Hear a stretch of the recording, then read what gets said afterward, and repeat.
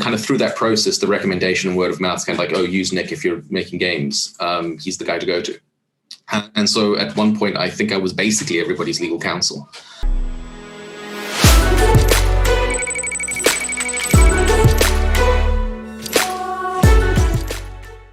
Hey, what's up, you people? It's Johanna, aka Jojo.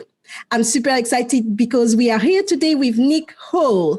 Nick is very well known in the South African video games industry and most recently as the founder of Africa Games Weeks, the continent's only dedicated professional games development event. He currently acts as the CFO for RenderHeads South Africa, one of the country's largest specialist Unity development studios. Nick is also responsible for leading research into the local game development industry, helping with policy development for the sector, and organizing targeted initiatives to see the local industry grow. So with me, hi, Nick, how are you? Good, and yourself, Joanna. It's good to see you again. Good to see you. Welcome on the show today.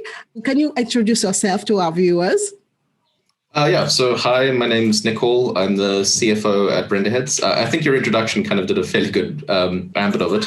I'm a recovering lawyer. So before I joined RenderHeads, I was doing a lot of legal counsel for a lot of the games studios in South Africa.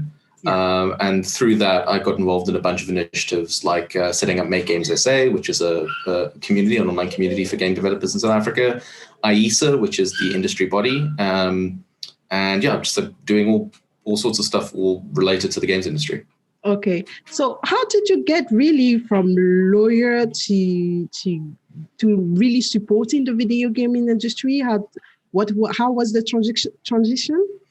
So it's quite interesting. I worked at a specialist law firm. So we only did privacy, data security, and basically ICT, information communication technology law. And one day we got contacted by somebody who wanted to register a company and wanted some help with some of that documentation.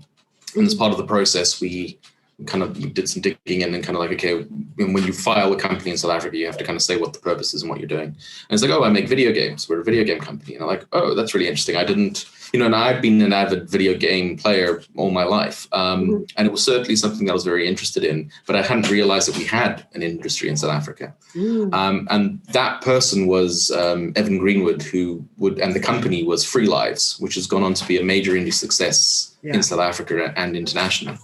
And so through Evan, I kind of got introduced into the broader community in South Africa.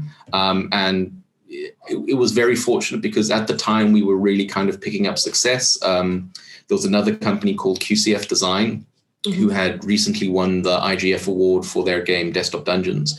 And sort of that was really kind of kickstarting and seeing kind of this boom and growth in the local industry about people saying, oh, we can actually make a go of this. And because of that, people needed legal advice, and having somebody who was friendly, who they could engage on the community kind of level. But it was also almost, I wouldn't quite say at that point, I wasn't really yet a specialist then, but I knew enough around the games industry and how it operated that I could probably offer better legal advice than a lot of my peers. And kind of through that process, the recommendation and word of mouth, kind of like, oh, use Nick if you're making games. He's the guy to go to. And so at one point, I think I was basically everybody's legal counsel. When was that? So that was up until about 2015, I would say. Okay. But kind of in that process, what happened is that I started seeing a lot of issues in the local community that could be addressed by sort of structures. And, because I'm a lawyer, I kind of think that everything can be solved through like organization and policy. And so one of the things that kind of happened just as I was joining the games industry or sort of getting into kind of with these people was that we had these two online communities that collapsed, and sort of the local games industry didn't really have anywhere to go anymore. And so I made the suggestion at the time. I was like, well, part of the reason why these things collapsed is because we as the community had no ownership of this thing. It was, it was being held by other third parties. And once they got over it or didn't want to do it anymore, we were at their mercy. And so the way to fix that is we must create a nonprofit, have a nonprofit company that is owned by the community essentially. And then, if people leave, and people will leave, it's fine because the company is still there and you can have your office bears and kind of everybody cycle out. People are like, oh, that's a fantastic idea. You should do that. And so that's how we set up Make Games. But kind of with that formalization comes responsibility to then make sure that, it files its tax returns and that it's all compliance stuff is up to date. And so it wasn't very long until people were like, you're the lawyer, you did this, you set it up, you run it now. And so sort of, I think it was a year after its inception, I was voted in as the chairperson of Make Games. So I sort of had the responsibility to run it. And then, and then I just, nobody else ever wanted the position again. So you're still the chair there. Yeah. Well, kind of. So what happened is Make Games SA evolved. Once I was kind of in that position, I started, because there was now this official kind of mouthpiece, there was this community that actually existed on government records. All of a sudden, there was this mechanism by which we could communicate with government. And so I used that as an opportunity to try and see as well, were there any benefits or funds or anything that we could tap into from government to try and really help support these studios? And there was one specific thing that we were really interested in. There was something called SARS, the Sector Specific Assistance Scheme, which was the South African government would basically they would fund trade delegations to go to major trade shows. We're like, awesome, we can go to GDC, we can go to Gamescom, we can go to these events now, which for the most part our developers were excluded from, for financial reasons mostly. So we're like, okay, cool, Make Games exists, we're a thing, we can apply. And initially we were rejected because they said, well, you're not a trade body, and only trade bodies can apply for this. So from that, we kind of evolved Make Games into IESA. And so Make Games SA is now the community branch of IESA, which is now the nonprofit company. And through that, we once we had kind of met that compliance thing, we got involved into, we got the SARS scheme. We managed to go to GDC, Gamescom, Paris Games Week, and we sent over the total course of the trips of the program, we sent over 60 studios at no cost to themselves to these events, which was fantastic. And then as that happened, I started, I also started doing research, because this is then the other thing that the government wanted. They're kind of like, okay, well, how many studios are there? How many people are you employing? How much is your industry actually even worth? And so I started running yearly surveys to kind of get that information and again, feed it back. And that made the application process easier. It was able for us to show the impact that these trips were having on the local industry, because we had hard data to support it. And eventually what sort of started happening was that the responsibilities and the duties of running that started taking up more and more of my time. And eventually I also got a little bit disillusioned with the law, and I wanted to kind of a change of pace. And so in 2017, I basically decided to quit law and have a go at, could I do policy development, or could I make a full-time job of running IESA and Make Games? And unfortunately, the industry is not large enough for us to support that. But I managed to get quite a lot of work done and got some interesting opportunities. And then RenderHeads approached me to help them join and grow their team. And so I've been here now just over a year, and it's been super. So that's how one makes the transition. That's be lucky. Wow. It's really interesting, very, very fascinating. So I was about to ask you, the South African gaming industry is considered the most mature gaming community on the African continent. So first of all, is it true? And in your opinion, do you think that it is because you got structured and incorporated and have some association early on that now it is considered the most mature gaming community on the African continent? That is a very interesting question. So are we the most mature on the African continent? Maybe. And it very much depends on if you're including North Africa in there, because I think sort of what's happening in Morocco and Egypt could definitely give us a run for our money. But that being said, I don't have adequate data for North Africa really to kind of make that propagation. I'm comfortable to say we're probably the most mature in sub-Saharan Africa, definitely. why has that happened? I think that community and formalization, having this body, has definitely helped. And it's helped because of two things. The one thing is I think we're the only sub-Saharan African country to have actually formal data on the size of our industry. We can say with a fair degree of accuracy, this is exactly how many people we employ. This is the games that we're making. And so that structure gives us it makes working with government and forming into kind of those policy structures a lot easier. I think the second thing as well, though, is that we've been very fortunate that we've seen a lot of commercial success in the country. And part of that has been driven by the activities of IESA. I mean, I think especially if you look at kind of like the services sector, which is more than 50% of kind of what our industry is made of. So, doing outsourced work for AAA and indies internationally. A lot of that came around because of these trade missions that we managed to do to Gamescom and to GDC. Big contracts and relationships were formed there that was made possible because of it.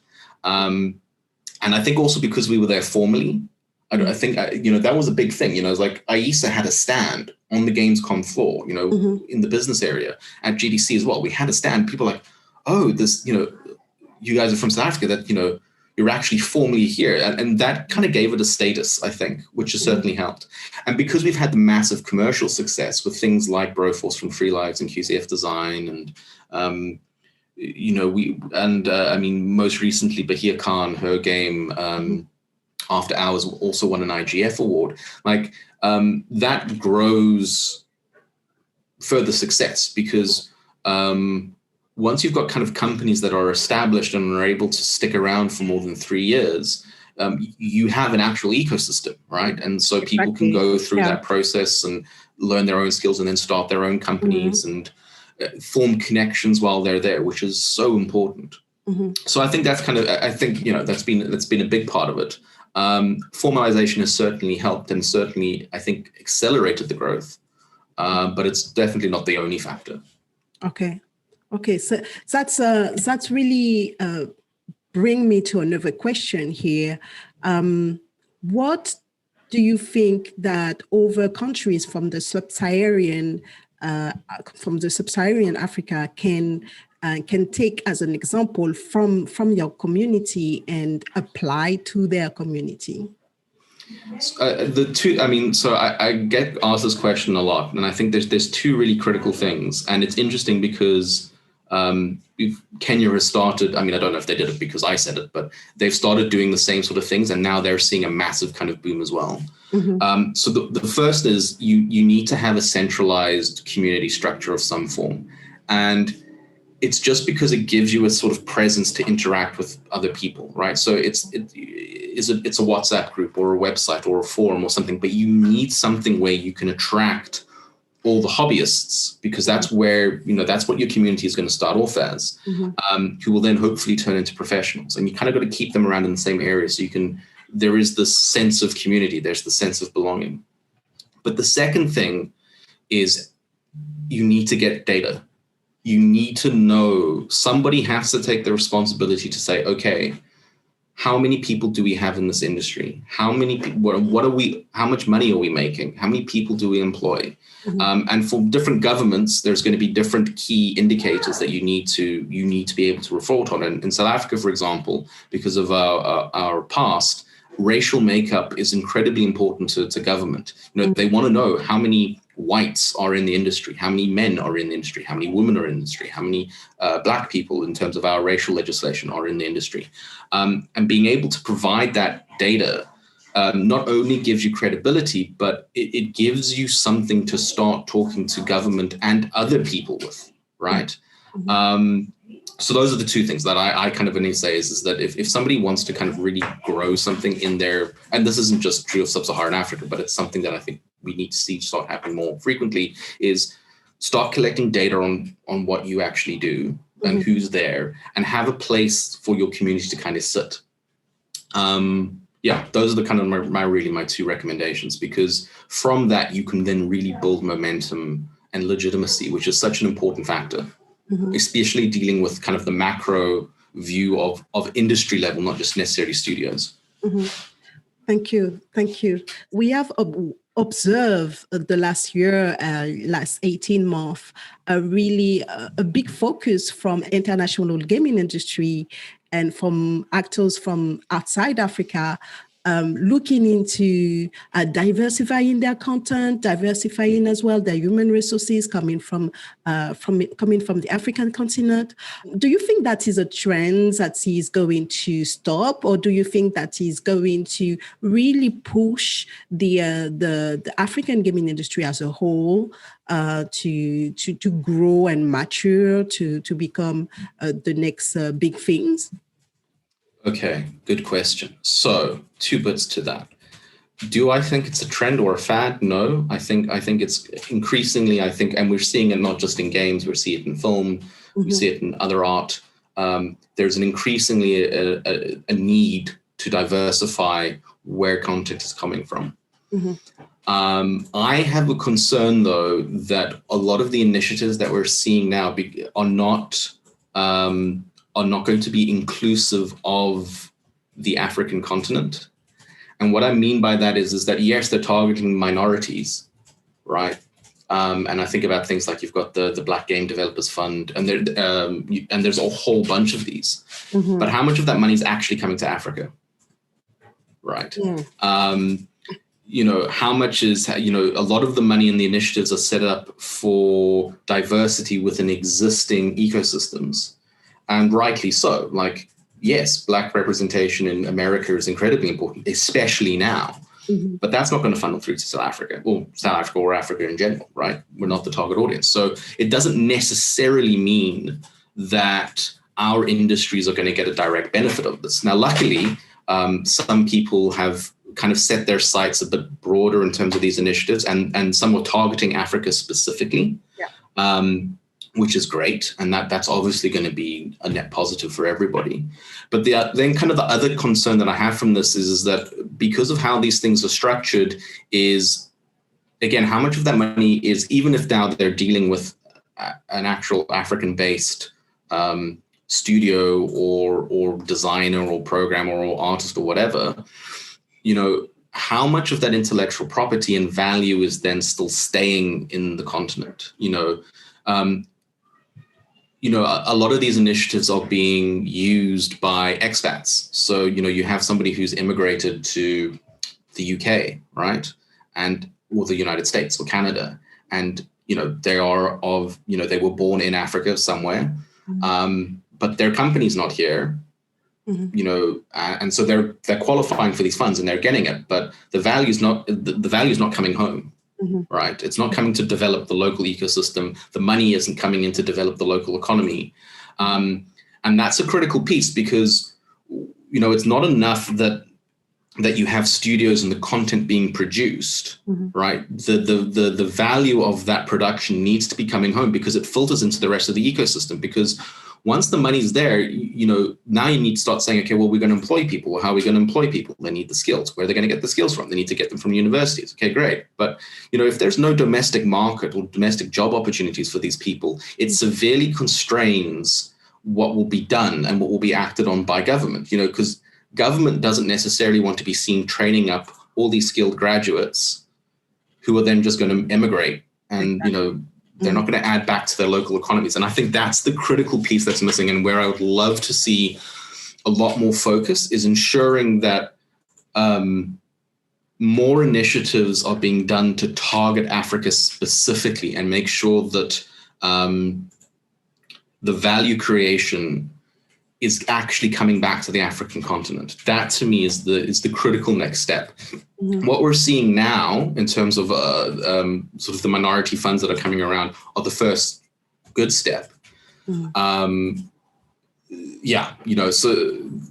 that's kind of, that's the limitation that I'm seeing. The problem, of course, is that a lot of these initiatives are, why should the French government be investing in Africa? I mean, there's an answer for that, colonialism, but it's not necessarily a sound policy statement. A lot of these initiatives are funded by local government, but there's provisos then that it needs to be spent within their economies because they want to see growth.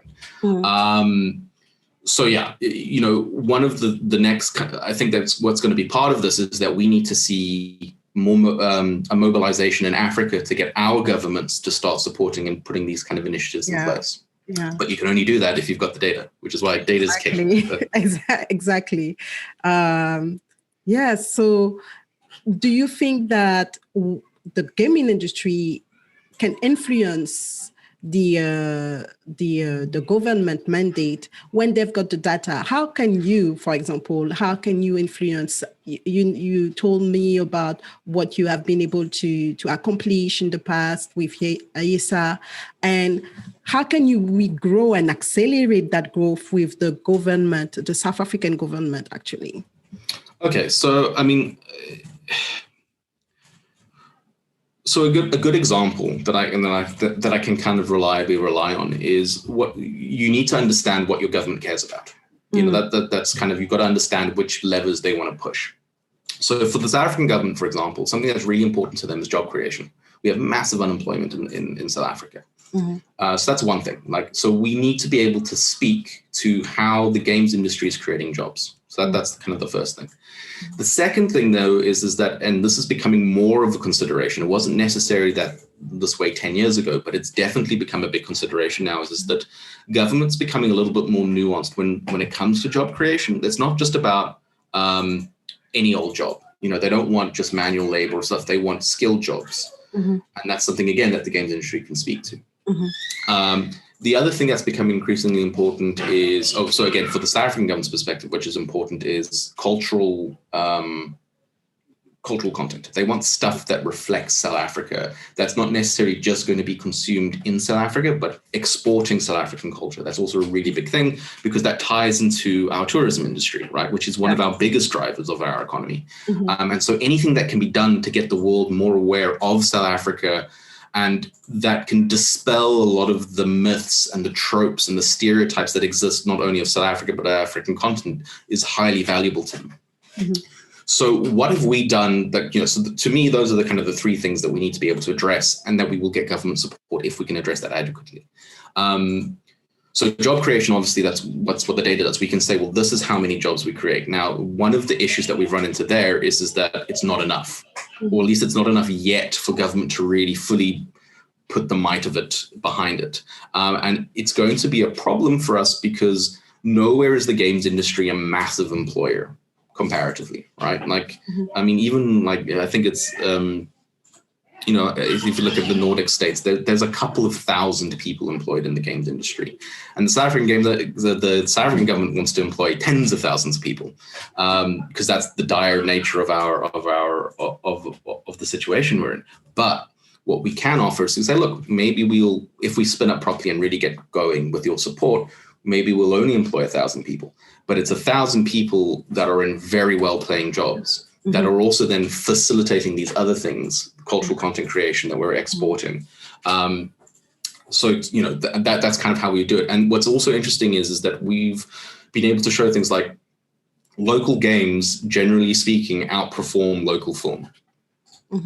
In terms of our games make more money than local film does, but local film has massive amounts of support. And so that's a really interesting argument. You can say as well, you're giving subsidies and tax rebates to the film industry for local content creation, and you're not seeing your return in the local box office or even in the international box office. But games, which are getting no support, are already outperforming them. So imagine what you could do if you gave us just a little bit of that support. And because of that, we're starting to now have interesting conversations. Now there's talk about, okay, well, our investment bank, the IDC, was they've come out strongly saying, yes, we will support games. We want to support games. There's discussions happening at the moment about support for games from the DTI, which is the Department of Trade and Industry here, about either a tax break or a fund or something. So those arguments have now been successful, and now we're kind of trying to take it over the line to something that's going to be realized.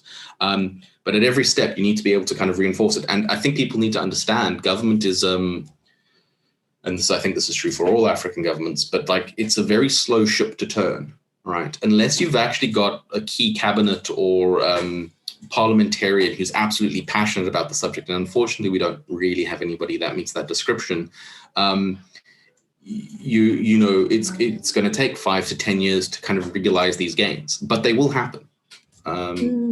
I think where the international industry, and something that we've seen that's been a big success, is with Africa Games Week, for example, we use that as an opportunity to bring out members from Ubisoft.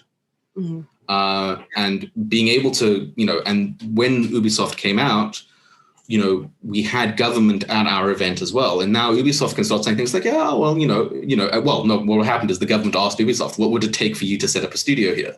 Yeah. Because that's the sort of thing that the government is super interested in. And Ubisoft was able to say, okay, well, this is what we need. And all of a sudden that starts them thinking, it's like, oh, okay, no, this is a serious thing. There's like things people are properly interested in what we want to do. So that's how it's worked and we're starting to see the fruits of our labor. But it still take a little bit more time. Yeah. Okay. So we will say that there is still a lot to do. We are progressing in the African and here in the South African gaming industry. And so there is still a lot to do. What do you feel? What can you say to our viewers that really want to know about South Africa and South African gaming community, how they can help, and if they want to actually get in touch with you or the community? So Make Games SA, we have a forum, www.makegamessa.com is a very good, that's like the landing spot. From there, we've got a Discord and we're on Twitter and kind of everything else. So that's a really good way of meeting the community. We have we have monthly now because of COVID, meetup sessions where we kind of all get online and hang out and kind of share what projects and what we're talking about. So there's often an opportunity to meet people there. But Africa Games Week, really, I mean, that's literally why I started it was, if you really want to get, and this is Africa Games Week isn't just about South Africa, it's about the sub-Saharan Africa, but it is a great opportunity to meet developers. We have business to business, meeting facilities. We have really interesting talks, and you can find out more about Africa Games Week on our website, gamesweek.africa. And you can see the past videos, you can see the recordings of all the events that we've kind of done before. We're doing it again this year at the end of the year, in December. Hopefully we'll be able to do it in person. But if not, we'll be virtual again. And if people want to contact me, probably best to reach out to me on Twitter at NickHallSA, or people can email me, nickhall@renderheads.com. I'm happy to kind of talk about sort of things, discuss opportunities, give my insight into what I think is going on. Thank you very much, Nick. Thank you for your insightful overview of the South African gaming industry. That was really interesting. And I'm sure that our viewers will contact you if they have any requests and any questions. All your social media handle, your emails will be in the description box. So viewers, you can go and contact Nick if you want to have more information about the South African industry. Do remember to like, comment, share, and see you later. Thank you so much for having me. Bye. Thank you.